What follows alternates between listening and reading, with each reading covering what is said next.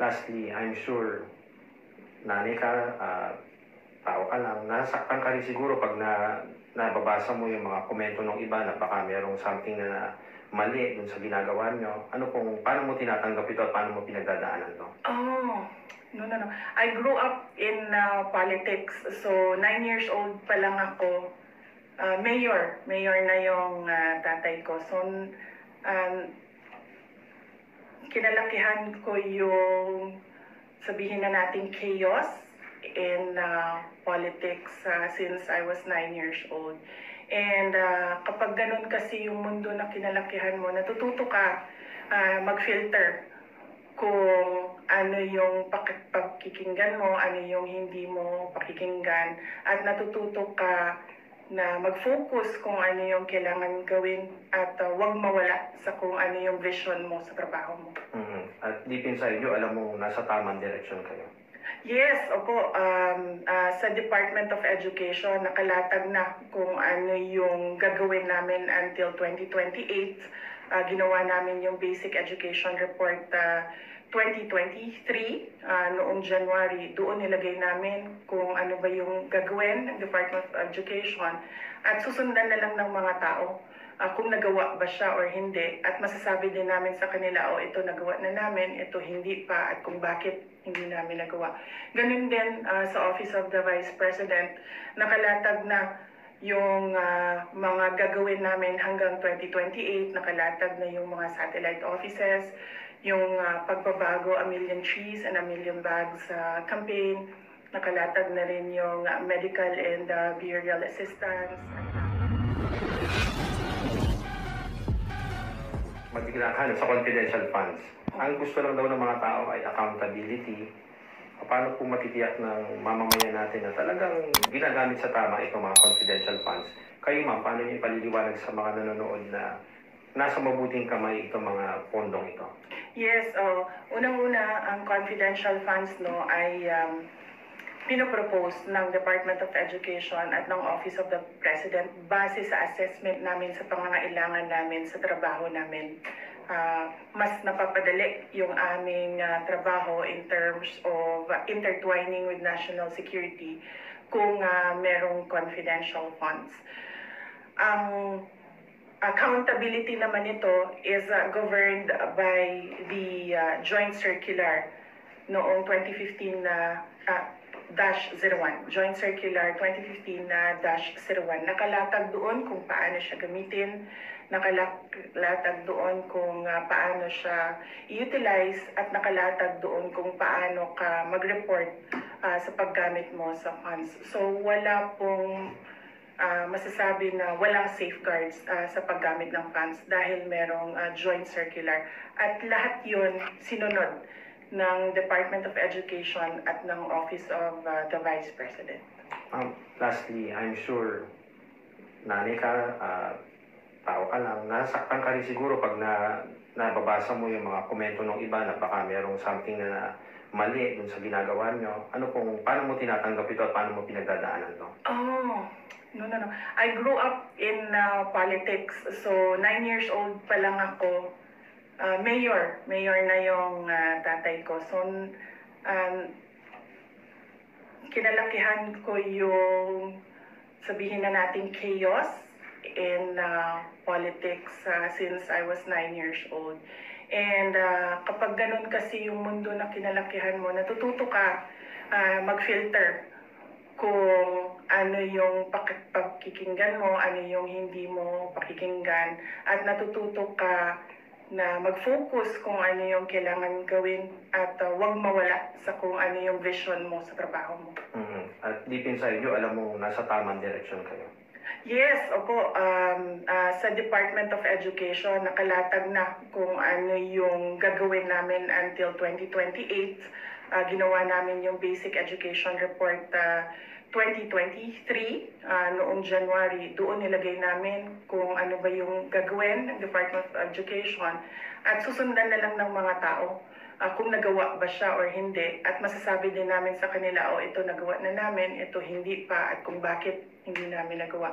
Ganun din sa Office of the Vice President, nakalatag na yung mga gagawin namin hanggang 2028, nakalatag na yung mga satellite offices, yung pagbabago A Million Trees and A Million Bags campaign, nakalatag na rin yung medical and behavioral assistance, at meron tayong food supplementation program sa pansarap natin, and meron tayong libreng sakay doon sa mga pinahiram na buses sa Office of the Vice President, at yung Peace 911 natin, at Magnegosyo Taday, the entrepreneurship program. So nakalatag na lahat yun. Sinabi namin sa mga tao na yan yung gagawin namin.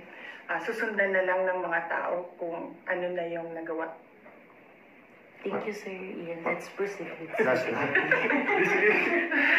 Ma'am, do you think may politika sa lahat ng mga ingay na yun? Kasi sobrang maraming ingay. Ano tingin mo? Base sa assessment ko, sa experience ko, sa politics, meron talagang politika sa lahat ng bagay.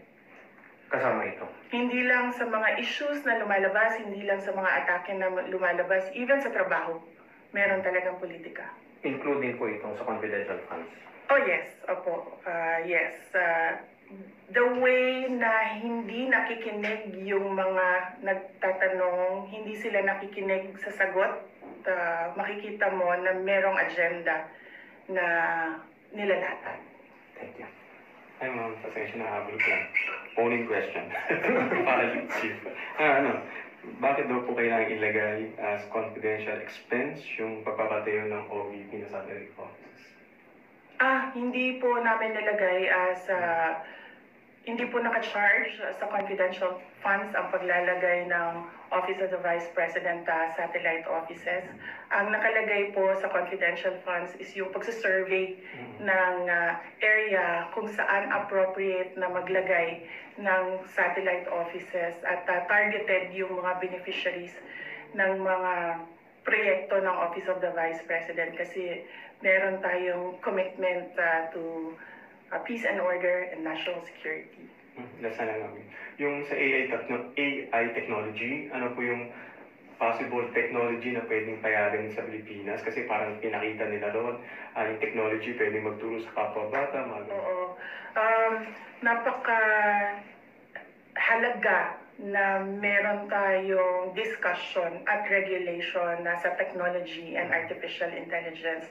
Dahil kung nakikita mo ngayon sa example ko kanina sa aking speech, merong takot, merong embarrassment sa paggamit ng artificial intelligence, dahil akala nila hindi dapat ginagamit yan kasi pinapalitan niya yung tao sa pag-iisip ng tao. Pero yan na ang future ng mundo, hindi lang ng education. Kaya napakaswerte natin na naimbita tayo dito sa Education and Innovation Summit, dahil naririnig natin kung ano yung plano ng Republic of Korea with regard to their education technology. At hindi pwedeng hindi natin pag-usapan yan, dahil napakalaki ng tulong ng technology sa lahat ng ginagawa natin, hindi lang sa edukasyon. Kung makikita ninyo kanina sa isang keynote, nakita nyo na hindi lang pala sa Pilipinas pinag-uusapan yung burden ng administrative tasks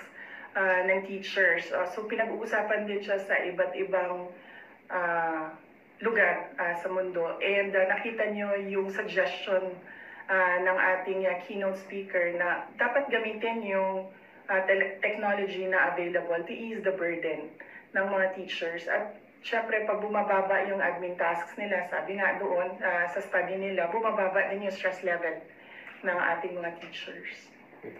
Ma'am, nandiyan si Ambassador kanina, naalala ko yung mga Pilipino, 63,000 na daw dito sa Korea. Nabanggit ni Ma'am Tess sa amin na baka magka-DH na tayo dito dahil meron ng pino-formulate na mga agreement, and meron din tayong tataas daw yung ma-extend sila dun sa stay nila dito dahil dun sa EPS system. Mamaya magkikita kayo ng mga Pilipino, anong gusto nyong mensahe sa kanila, sa mga sumusuporta lalo sa inyo? Well, unang-una, nagpapasalamat kami sa suporta nila, sa kampanya, sa boto nila nung nakaraang eleksyon sa akin at kay Pangulong Bongbong Marcos.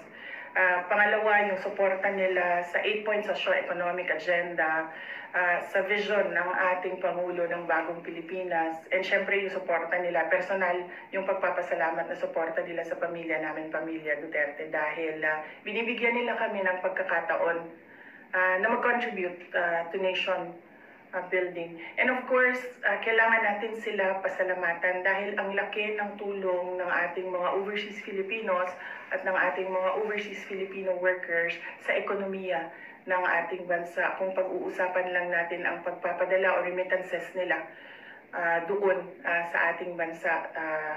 At kailangan natin sila pagpasalamatan na nandito sila at tinatawag silang diligent workers ng Republic of Korea government, at sila ay nagtitiis, naghihirap. They are diligently working here in Korea and helping their families doon sa ating bansa. Napakarami sa ating mga overseas Filipino workers ang nandito dahil ang pangarap nila ay makapagtapos ng edukasyon yung kanilang mga anak na naiwan doon sa Pilipinas. So, ang message talaga natin sa ating mga overseas Filipinos na nandito sa Korea is ang pagpapasalamat at ang pag-remind sa kanila na hindi siya magiging madali in the coming months, in the coming years, but ang vision talaga ng Philippine government is a day na hindi na natin kailangan sabihin na kailangan kong umalis sa Pilipinas para magtrabaho. Pero ang sasabihin na ng tao ay gusto kong umalis dahil gusto kong magtrabaho sa ibang bansa.